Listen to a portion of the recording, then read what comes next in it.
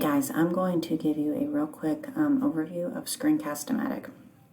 So right here, this is the website that you want to go to, screencastomatic.com. Click on the top link right there, okay? It should open another window. It's going to be like a blue thing with a blue dot. You should come to this right here somewhere on your screen. You are going to click on this start recording for free. I actually think that is where the blue dot is going to come up.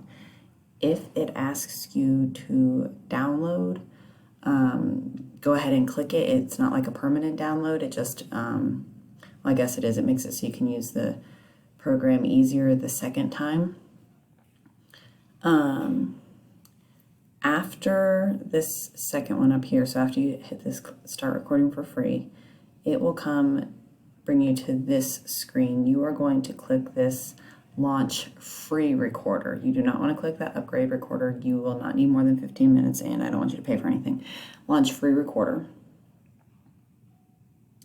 That will bring you to this screen, which captures whatever the camera sees right there, which was my face. You will get this option, screen, webcam, or both. To make this video, I clicked both, so that is where you can see the background, and also here in the corner is going to be your face. That's where you're going to narrate. So click on both, and then it'll pop it up like that. Make certain that you bring your corners in so it captures your presentation.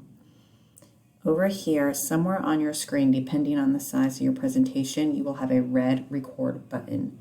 That is how you will start recording. It will give you a 3-second countdown, and then it will record whatever is on your screen as well as you yourself. You will have the options, if you don't like your recording or whatever, you can hit stop and then just trash it and start again. If you do like it, you will still hit stop. Then you will hit done. Don't hit trash. Done. It will then ask you what you want to do with it. You are going to choose save, upload.